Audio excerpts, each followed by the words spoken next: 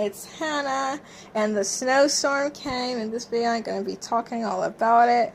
The day started with Mommy and Daddy going out to take care of our chickens and duck. The snow had fell on the runs, and so they had to get that off, and it was pretty heavy.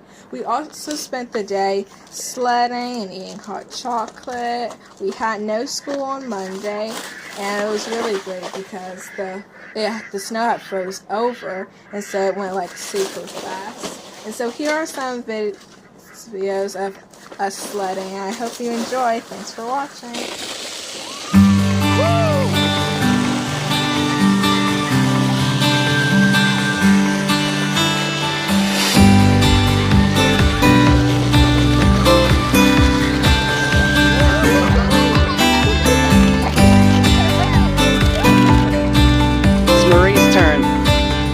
Sweetie, you're already going. You better get up. Stop you. I can't stop you. There goes Aiden.